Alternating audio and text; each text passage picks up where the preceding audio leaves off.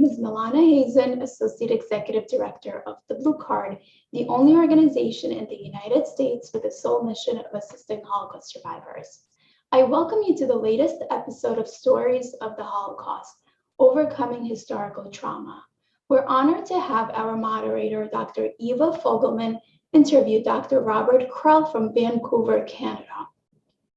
Dr. Krell is a leading voice for hidden children of the Holocaust, as he himself was hidden in Holland during the war. He has published compilations of bibliographies on psychiatric and medical impact of the Holocaust on survivors and their children. He has published several books, notably his memoir, Sounds from Silence, Reflections of a Child Holocaust Survivor, Psychiatrist, and Teacher. His efforts towards Holocaust commemoration and education will continue to resonate for many generations to come. The hundreds of psychiatry residents he has trained will continue to teach the next generation about massive psychic trauma. It is a pleasure to have Dr. Krell here with us today. I would now like to open it up for a discussion with Dr. Fogelman and Dr. Krell. Thank you both.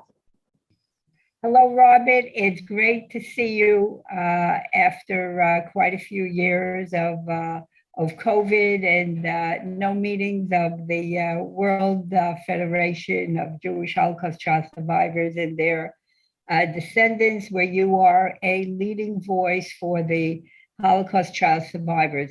I have to say, even though I've known you for so many years, I don't think that I really knew you till I read Sounds of Silence.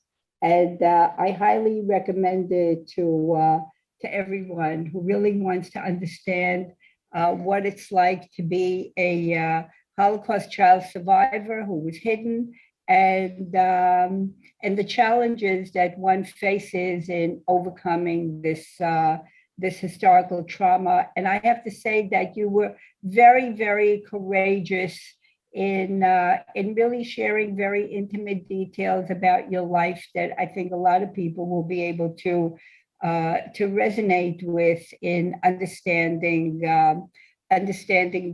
themselves. And certainly one of the themes in your life is why a person who was living as a hidden child aspires to a position of leadership. You have been a leader not only in the Holocaust child survivor community, but also in your profession as a psychiatrist, and also in the Jewish community in Vancouver. You have been a leading voice for Holocaust commemoration and education, and speaking up against Holocaust deniers that seem to be popping up all over the place. What I'd like to do in our interview today is begin chronologically with your life, as you describe some of the things in Sounds from Silence. And I'd like to begin by asking you a little bit about your mother and your father's background in terms of where they came from before they got to Holland. Well, first of all, Eva, it's a great pleasure to see you again after a few years of not being together. And thank you for inviting me to participate in your program. And I will begin at the beginning. And that's a good place to start. Very briefly, my father was born in Rzeszów and came with his parents to Holland as a 1-year-old. So for all practical purposes, he was a Dutchman all the way through, with some of the behaviors of the Dutch, which included a degree of stubbornness, which may have helped to save us. My mother was born in Lopuszka Białka, in Galicia. And she came to Holland as about 60-year-old from a warm and intimate family whom she had tried to convince had no future in Poland. She was extraordinarily smart, and even her vision was of imminent disaster. Now, no one could have predicted the Shoah, but on the basis of her life, surrounded by anti-Semitic incidents from which her older brothers, younger brothers by a few years, protected her on the way to school. She knew she shouldn't stay. She tried to convince her family to run. She herself came with the first cousin to Holland and settled in. Must have been very, very difficult for her to leave a family she loved so dearly. But she knew things couldn't last. And my only problem with her flight to Holland is that it turned out not to be far enough.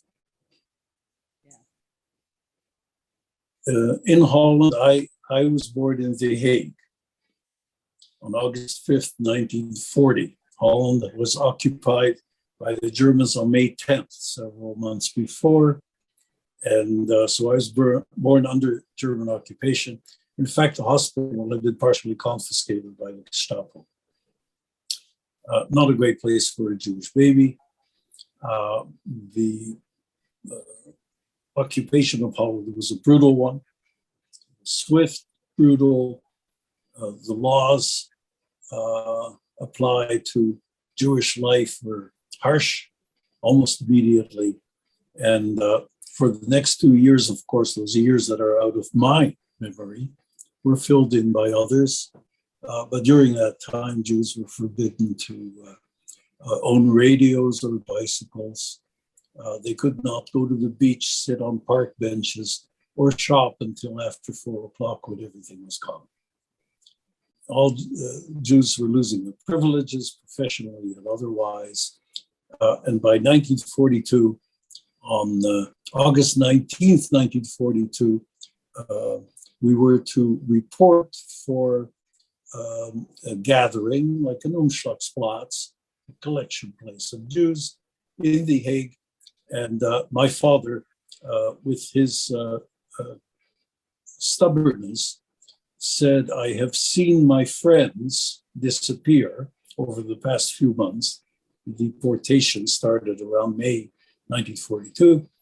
None of them have sent me a note, and none of them have returned. We better flee. He fled the house within 1 hour. I was placed with a former neighbor, Mrs. Mulder, for a few weeks. What's the neighbor's name? What was the neighbor's name? Mrs. Mulder, Mulder, Sean Mulder. And she lived elsewhere in the city, and she took me in.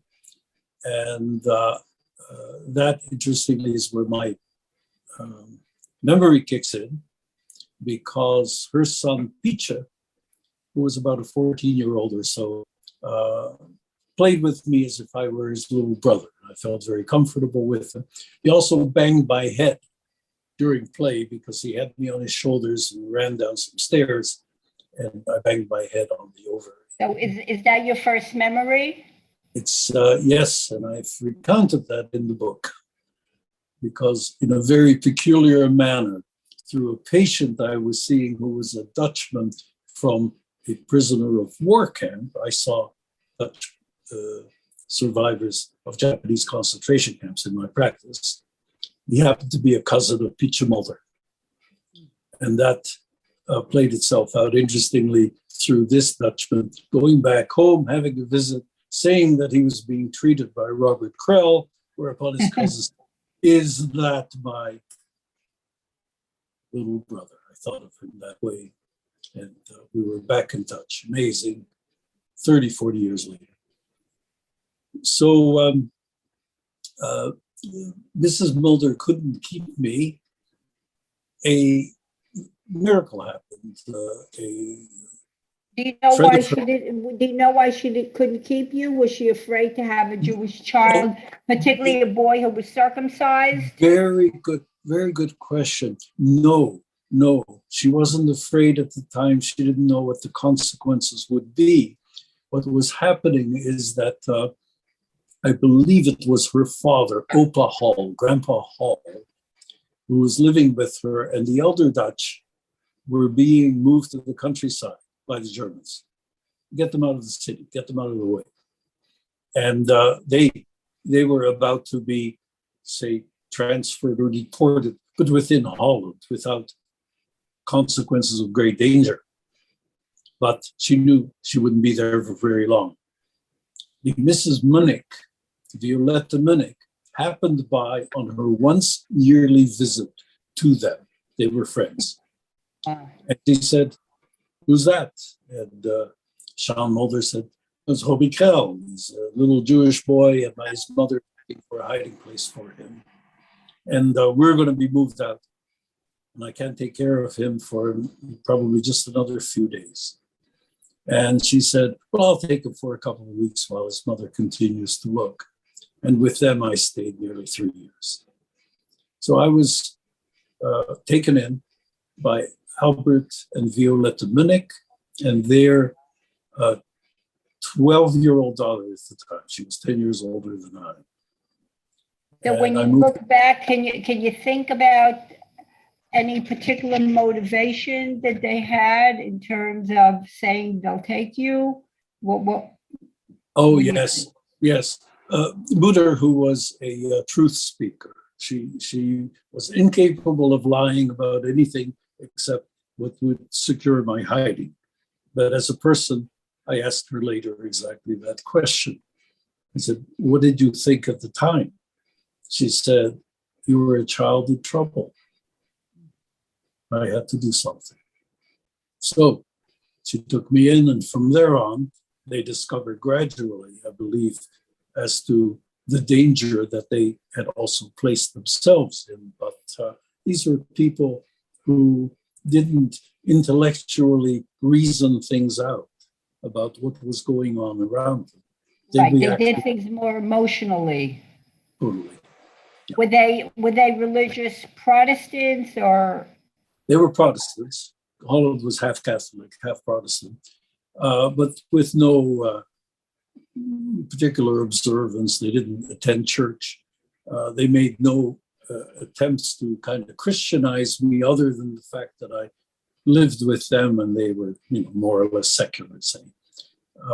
They had a Christmas tree, which I loved decorating with them, and waited like other little children in Holland for Sinterklaas to come along on December 5th and give presents. Were you able to go outside at all? I went outside only one time with Nora, my 10-year-older sister, and was identified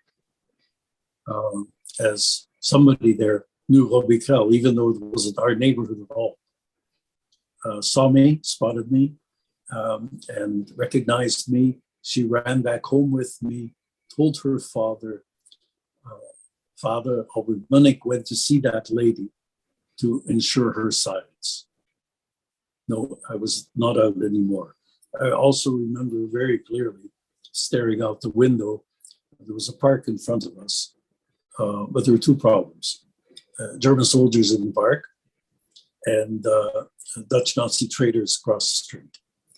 I had a mop of curly black hair in a sea of blondes, and so, staring out at the Germans, I could be seen. And so they pulled me back from the window, and that's the last time I looked out.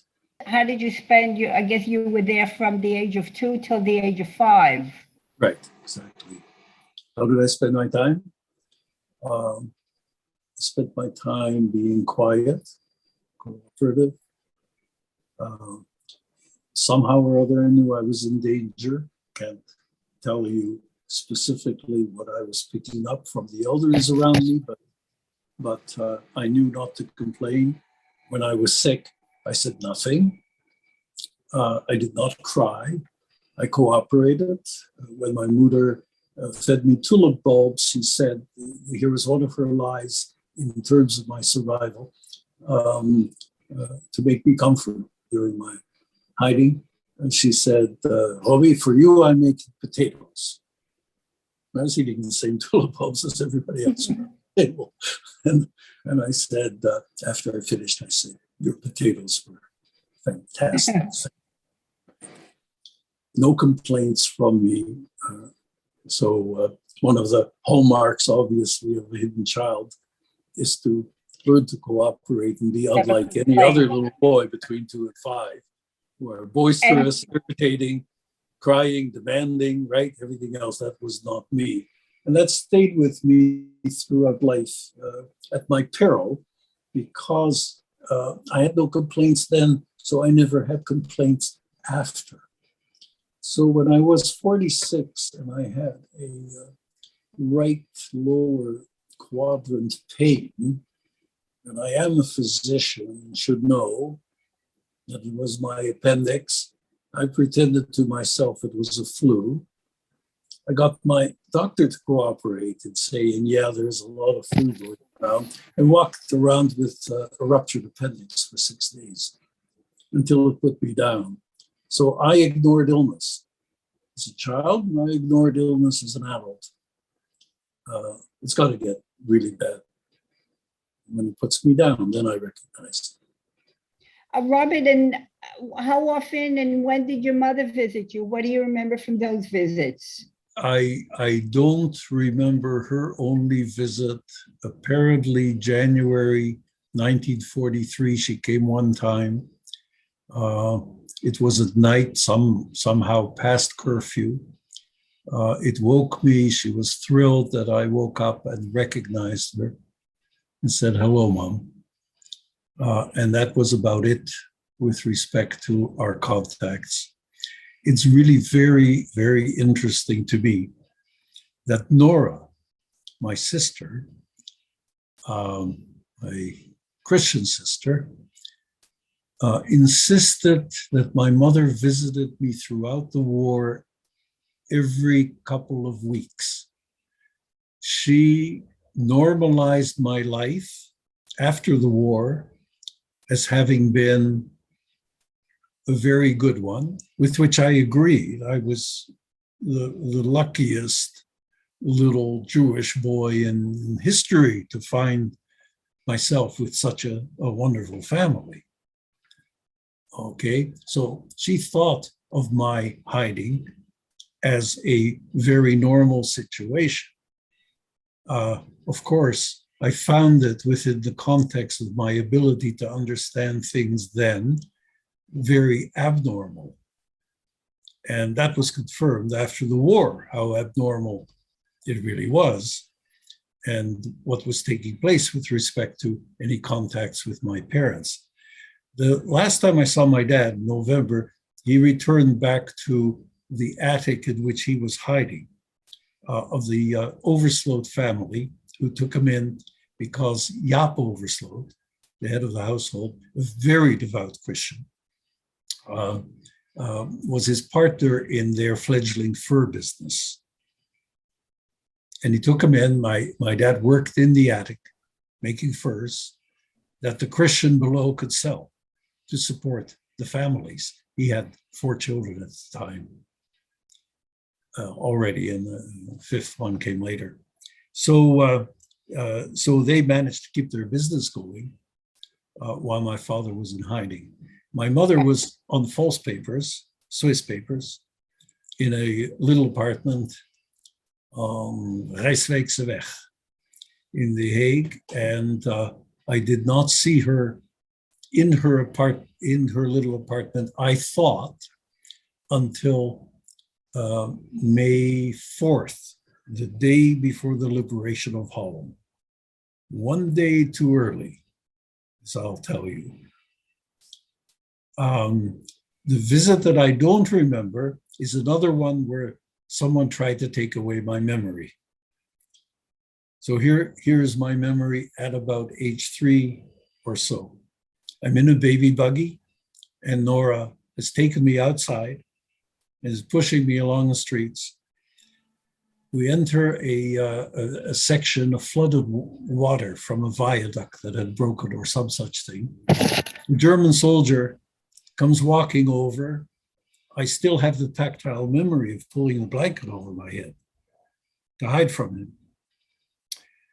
He, however, doesn't do anything more than help carry the buggy through the water.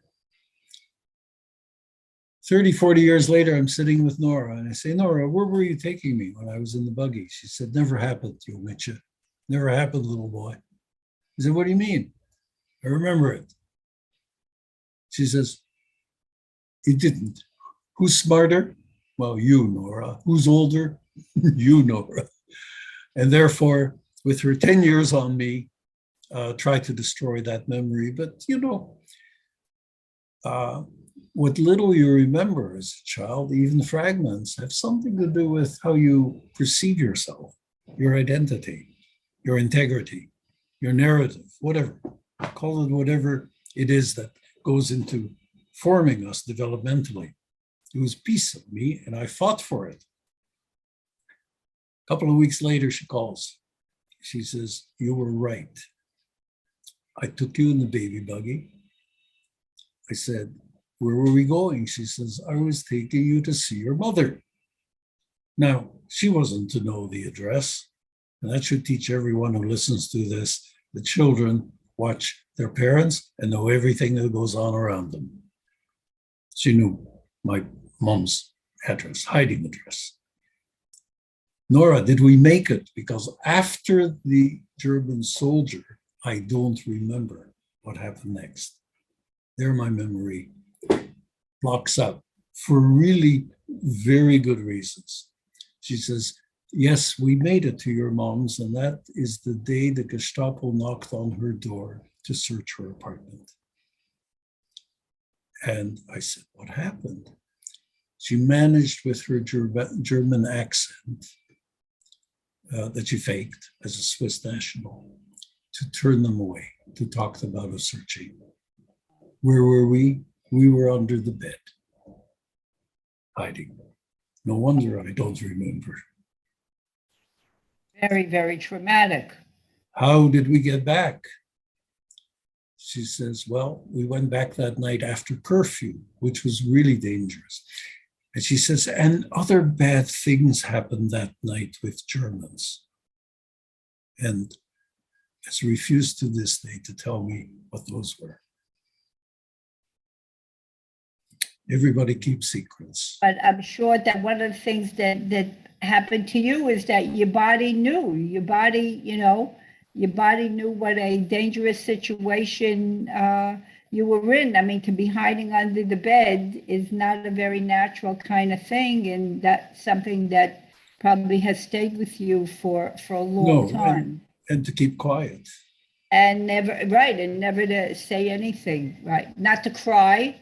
No cry, no cough, no nothing. Yeah. I think you know that when I was interviewing non-Jews who rescued Jews during the Holocaust, that I interviewed Mr.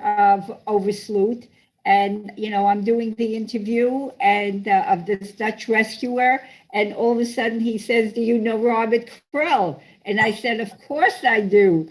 And so obviously the interview, you sort of felt like you were interviewing family there. Yeah. And he was in California at the time. Yes, they settled in Altadena on visas secured by my father for us to go to the United States. He rewarded them because they wanted to get out of Holland too. They weren't too happy having been in a country that had about 100,000 Dutch Nazis looking for Jewish children, amongst others. Right. And so they left. Right, and both these two families you honored at Yad Vashem as righteous amongst the nations. Yes. And did you also honor your Christian sister? Oh, absolutely. Yes, of course. Okay. Yes, she's Great. one of the righteous. Great. Tell us a little bit of, what was it like for you all of a sudden, the war ends, liberation ends, and your parents come and take you that seem, very much like strangers to you. Absolutely. By then they were, and I felt the Munichs were my parents. And of course, I was one of the very few lucky, again, Dutch Jewish children to get their parents back. Very few, I don't know if you recall some of the statistics in Holland, but They're very bad, yeah. 108,000 Jews deported, about 5,500 estimated to have come back. Of the 24 to 30,000 who went into hiding, the total population before the war was about 140,000 Dutch Jews. Of the 24 to 30,000 in hiding, half were betrayed. So the chances of a child getting back even one parent were slim. Two. Well, one of the things we know about Holland is that for every rescuer, there was a denouncer. Yes. And that's why so many Jews who were in hiding were denounced and sent to their death. Yes. In fact, I'll tell you a little story about that, because it was only as an adult, you're a child experiencing these peculiar things, right? And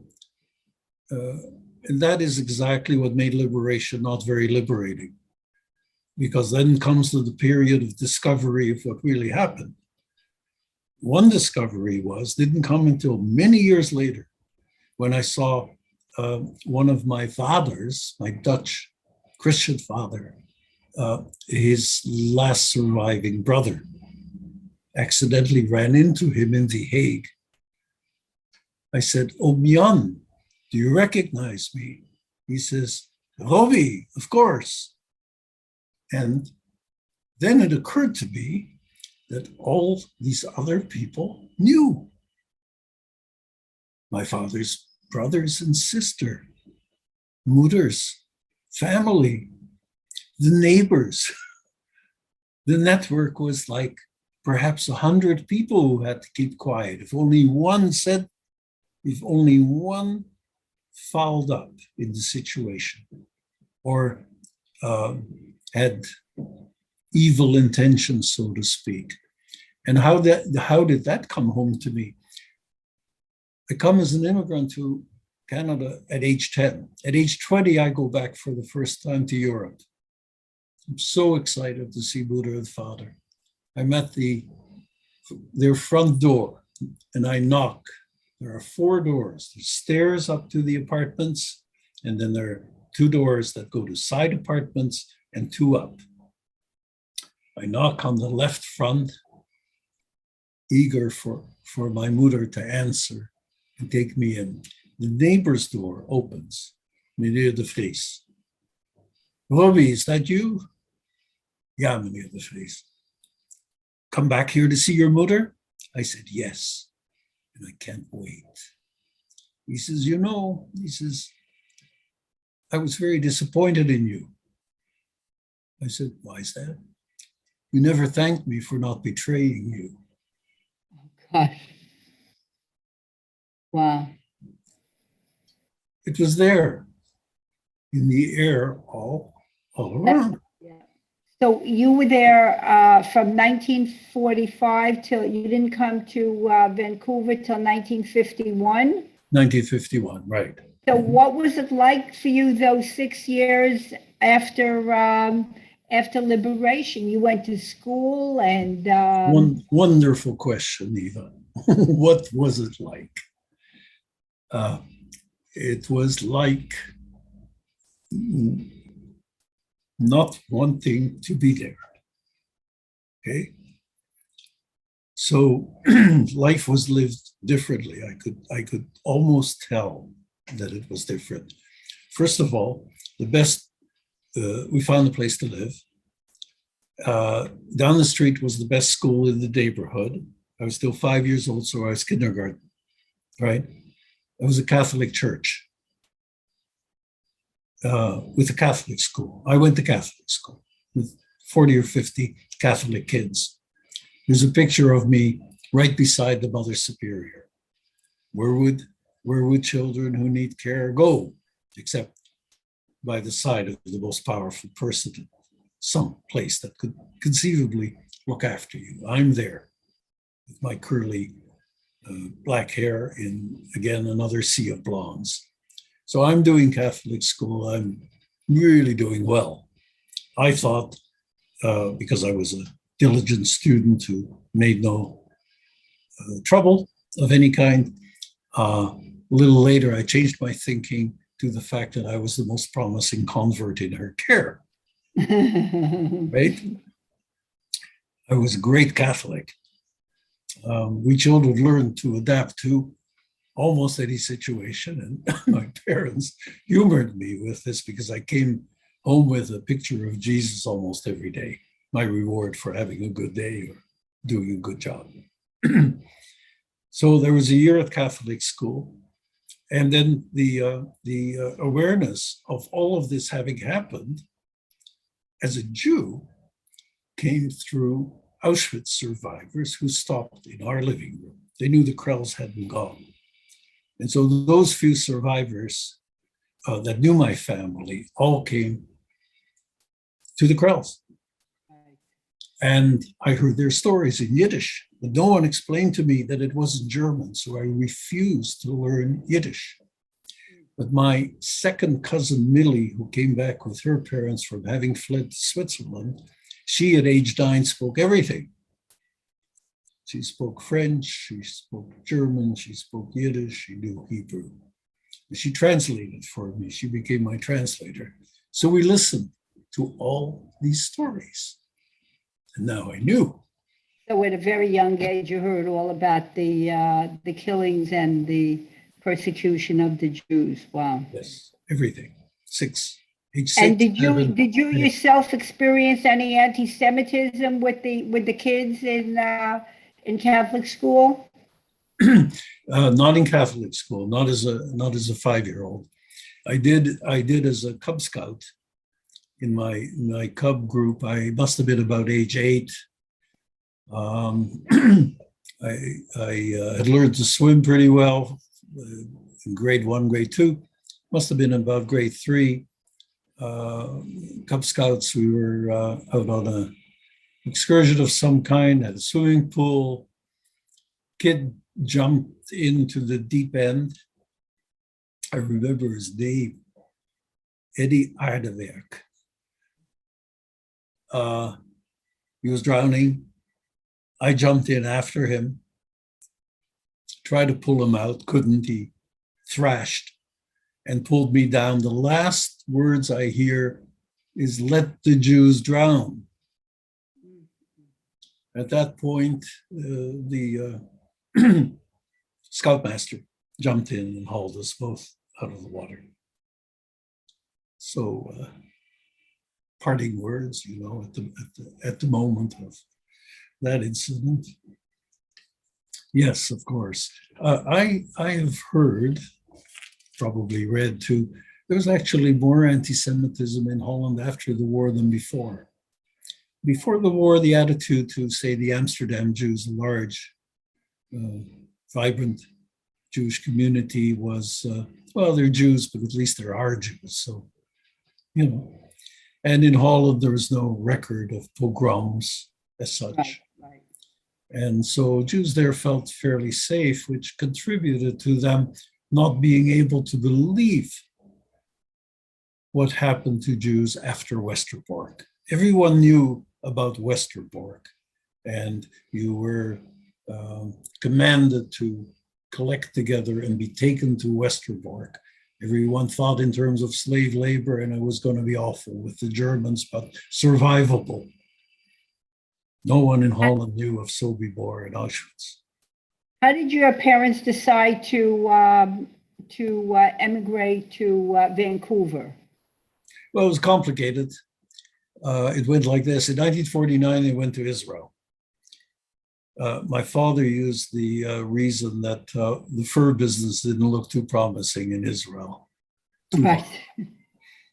My mother, I think, was more focused on the fact that, just like the visionary she was in Poland, she foresaw more war in Israel and had only one son. So they vetoed. Israel, much to my dismay. That's where I wanted to be. By then I knew I was a Jew. Okay. Hardly knew anything about religion. My parents had dropped most religious stuff. But I was becoming a determined Jew. So that was too bad. Then they got visas for the United States and gave them to the Oversloot family, who secured a few more for the extra kids, and off they went. They immigrated in 1950. Then we got our visas for Canada and headed straight to Vancouver, 5 weeks on a freighter with passenger accommodation. Wonderful trip. So you had some family in Vancouver? They did, and I didn't even know. There were things my mom withheld. Smartest woman on earth, okay? Claimed stupidity when it suited her and didn't reveal much until the moment it happened. I knew there was a relative in Vancouver because we got some parcels from someone that sounded like her uncle.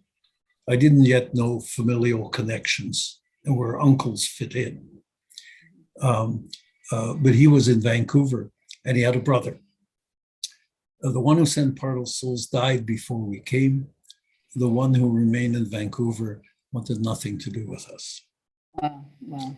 When we went to see him, just to say hello, he spoke to his wife on the phone in Yiddish as if we didn't understand. It was really quite something to listen to him talk. Not even the Shabbat dinner ever.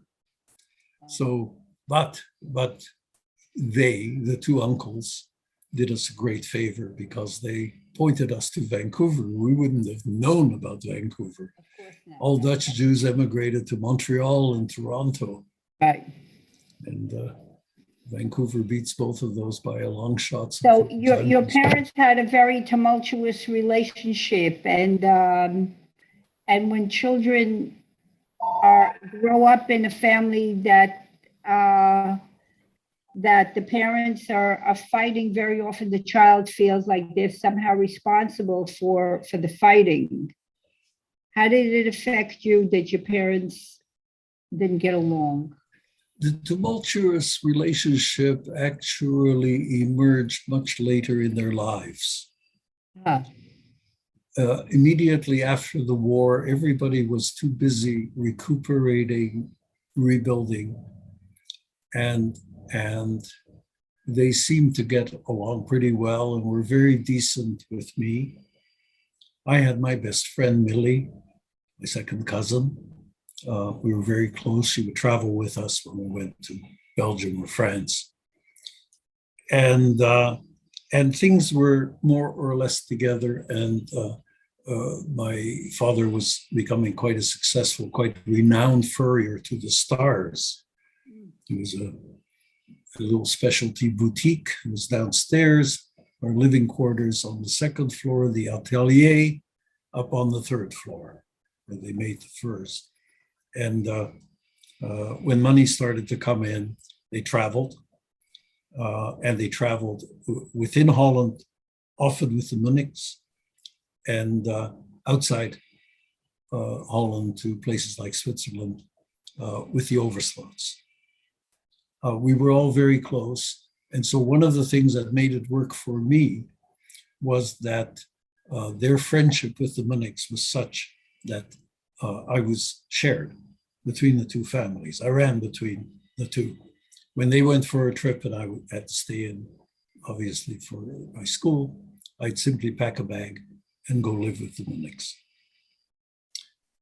So all of that sort of unfolded over time, and I've lost track of your initial question.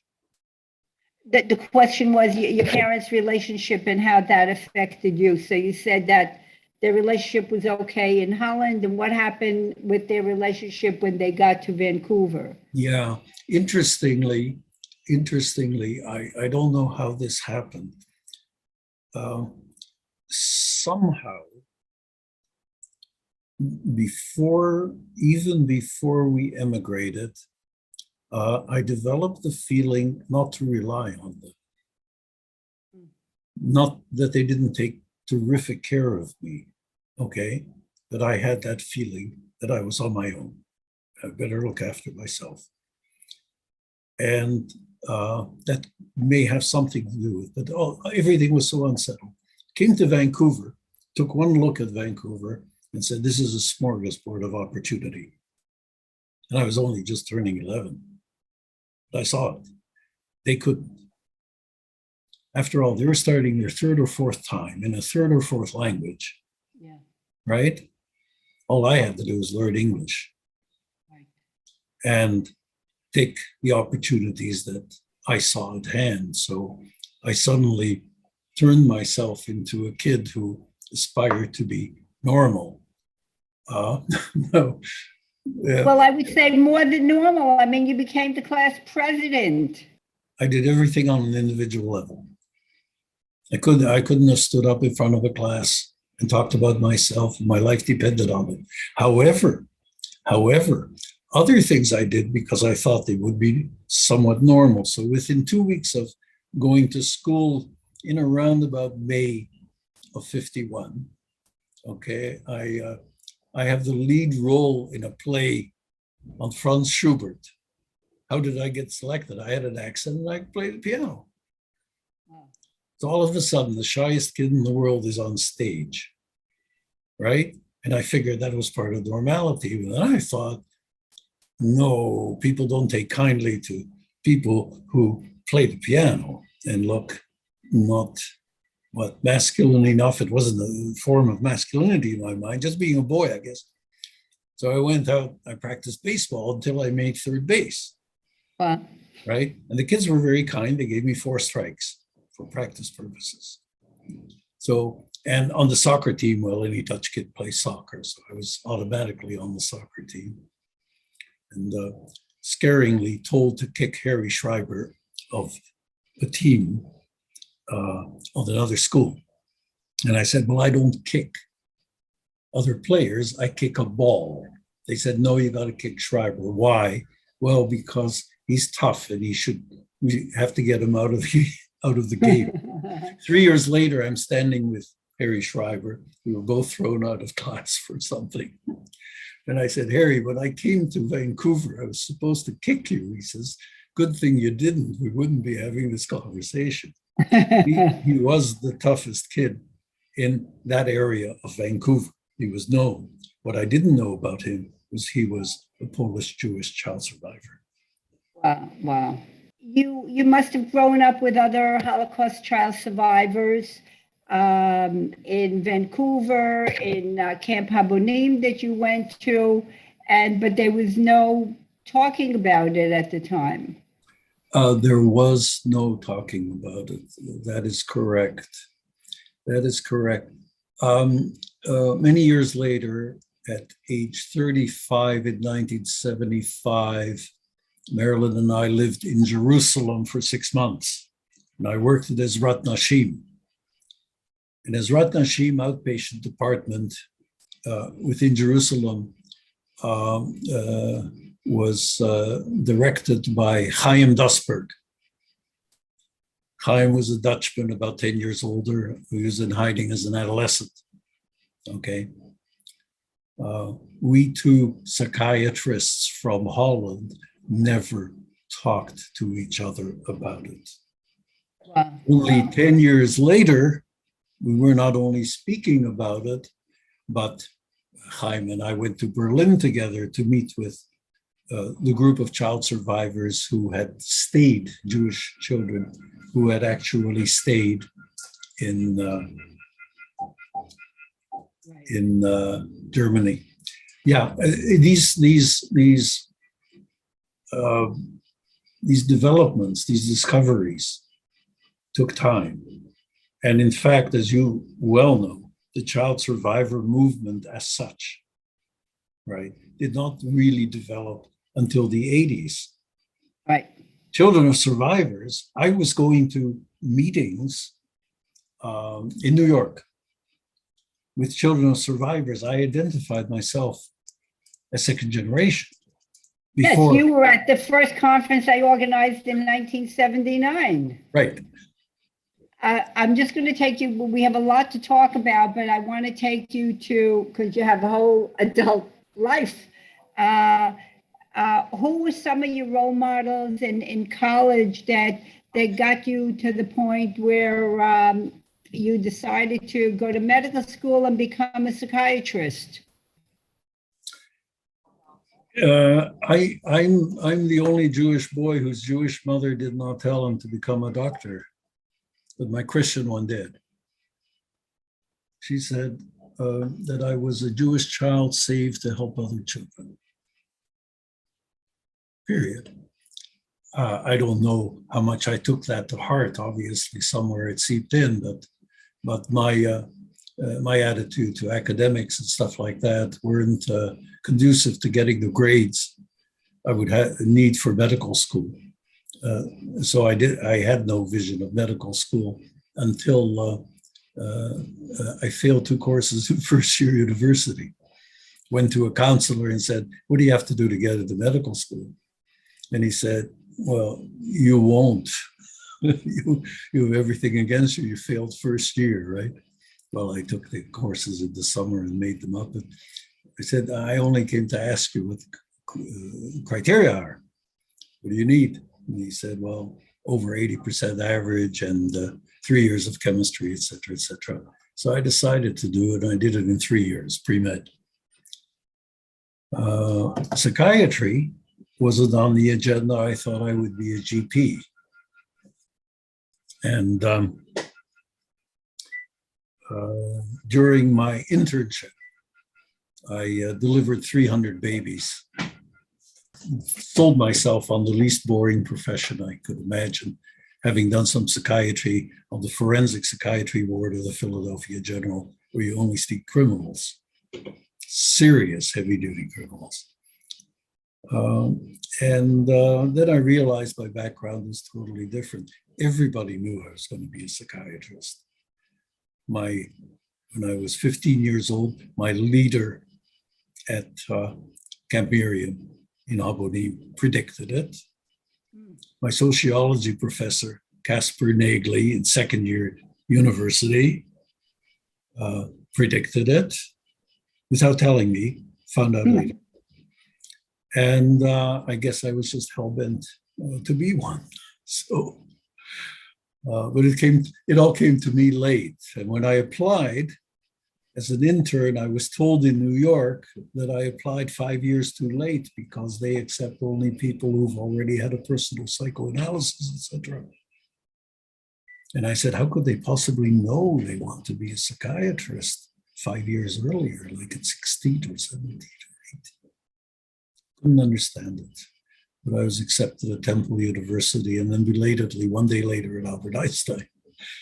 And before that, you met your wife? No, after. You met your wife after medical school. I wouldn't do that to the girl of my choice. For residency. Well, you know, the mental health professional is a very common profession for certainly for child survivors and second generation, third generation. And I think it's, you know, this empathic imagination that we develop leads us into wanting to help other people. And illustrated no more poignantly than at the Hidden Child Conference in New York in 1991. I had gotten involved with hidden children primarily through self-identification for the first time when I was at the World Gathering in 1981, World Gathering of Jewish Holocaust survivors. Heard Rabbi Lau speak. I'm the youngest survivor of Buchenwald. I was age 8. Now I thought all of a sudden, well, Millie and my first cousin only surviving member of the family. My parents lost everyone. They're the only survivors of their family. Nolly, me. He was 7. She was 9. He was 7. I was 6. We were child survivors. You know, it was the proverbial light bulb. And then when in 1982, I went for a sabbatical at the UCLA Neuropsychiatric Institute, I spent most of my time over at the Wiesenthal Center, writing a bibliography of medical and psychiatric literature of the Holocaust, and spoke back to back, so to speak, in successive weeks with Sarah Moskowitz, who had just was writing that brilliant book, Love Despite Hate, Right. Child Survivors and Their Post-War Lives, right? And she and I started the Los Angeles Child Survivor Group, which grew to apparently about 300 members. And that started because it didn't work in 1982, and Sarah asked me to come down from Vancouver in 1983 and speak to their fledgling group as to why they should be together, because they saw no reason to spend time with each other, interestingly. And we had a one-day workshop, and they decided that they should spend a lot of time together because they were the only ones they could talk to who would truly understand. And that started that particular movement in Los Angeles, and I always remained involved with them. And then Stephanie Seltzer was doing things in Philadelphia, you and Judith Kestenberg in New York, and these somewhat disparate, not unconnected groups at one point melded into the Hidden Child Conference, where I ran a workshop for 100 people came. I didn't know what to do. For 2 hours, asked them to say a little bit about their backgrounds, and quite a few did.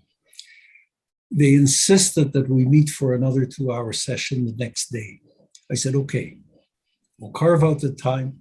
We'll meet together, but tomorrow I'm going to ask you about your backgrounds and ask you about what you did with your lives, right? And then came out precisely the confirmation of what you said about the sensitivities, the empathy, the compassion of that group of 100 children. Because when I did a little ad hoc survey and said, how many of you are in the health professions? 70%, 80% of hands went up, right? They were in nursing, in gerontology, were psychiatrists and psychologists, all social workers, caretakers galore. Two apologized.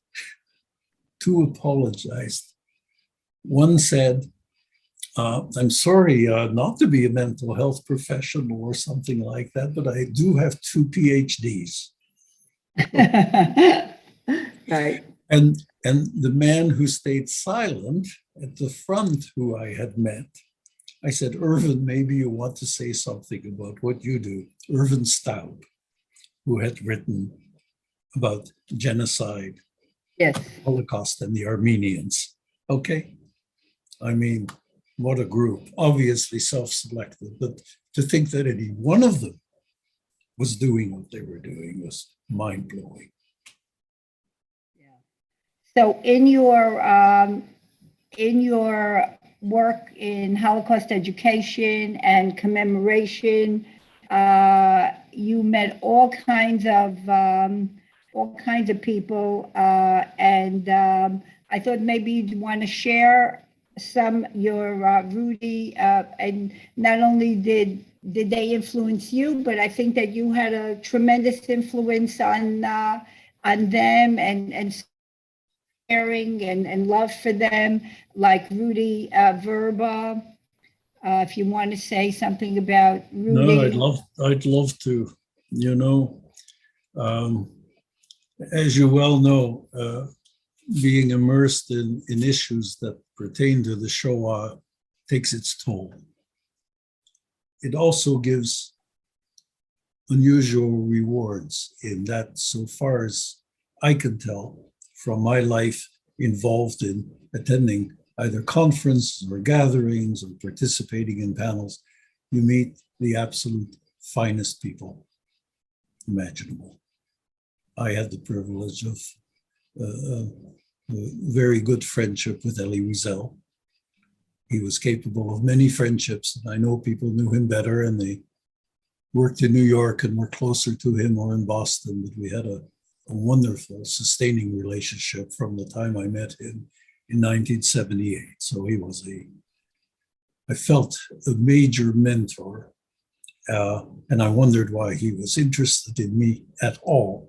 So as our lives intertwined at certain intersections, I discovered probably that I might have been a little bit helpful. For one thing, Elie respected doctors, probably a little bit beyond what they're worth, but even in the camps, he was taken care of by his anesthetic while he got some surgery. That was Leo Eitinger, the Norwegian psychiatrist holding his hand in Auschwitz. Okay. Well, and Elie also had majored in psychology as an undergraduate at the Sorbonne, so he had a certain at the Sorbonne, he had a psychologically oriented mind, but he had a mind that seemed to encompass almost everything. But I think I was one of the few probably who wrote him an occasional letter about what was happening and what my family was doing without any requests. And I found a letter recently because I'm preparing for an interview about Elie Wiesel, and it starts with, here's an ordinary letter. Okay, right, to see how you are and what you're doing. You're going to be interviewed for the film that Oren Radowski is doing. That's correct. Very nice. And the other, obviously, you met Rabbi Joe Pollack, who was also a Holocaust child survivor from Holland. Joseph Pollack came up to me at a meeting of the Hidden Children, one that he attended. I think it was in Houston. And he said, I just heard you speak, and I want to come and tell you that I too was born in The Hague in 1942. Okay. Well, brothers couldn't have bonded better and faster than that. He's wonderful, wonderful man. That's beautiful. And then Sir Martin Gilbert was a big piece of my life. And that was partly because I was friends with Rudolf Verba. And Rudolf Verba, whoever watches this, you must read his book, I Escaped Auschwitz. Right. It is the definitive look inside, which he brought out through his escape to warn Hungarian Jewry that they were about to be murdered. It is an astonishing work, and he was an astonishing man. And he was a tough man. He lived a tough life. But over time, I had to prove myself to him because he didn't want to be. I was president of the Canadian Jewish Congress, Pacific region, and then a national vice president of Congress. And he had big trouble in Europe when he told his stories there to try and get them to move towards action. He had trouble with Jewish functionaries. And I couldn't be one in his eyes. And when I proved myself in helping him nail a Nazi war criminal and wrote letters against Croatian Nazis in the newspaper, I had to pass his test to be his friend. Talking about Nazi criminals, you were at the Eichmann trial. I was. In 1961. I mean, that must have been, in retrospect, that must have been quite something to have been there. And also you were fought some of the Holocaust denier trials that took place in Canada. I wasn't at the trials. I got involved secondarily, so to speak, in ensuring that Rudolf Verba was there. I don't know exactly how it happened. They'd kind of forgotten about him, and I was at a conference, as where conferences are useful, with Raoul Hilberg, and reminded Hilberg, who was testifying there, that Rudy was now living in Vancouver, British Columbia. And somehow or other, that all got hooked up.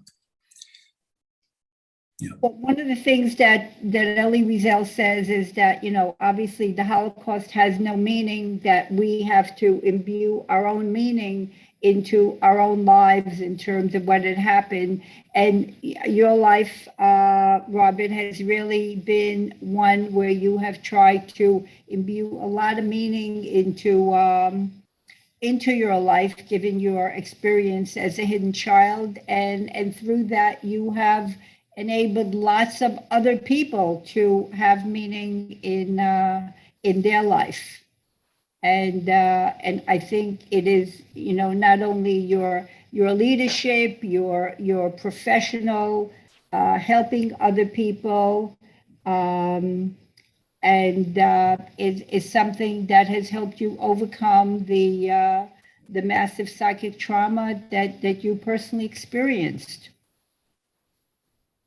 Well, I hope I've been helpful. It's it's a tough league to work with. You know that. There are people who rely on people such as you and me to try and get weller. And the notions, at least for me,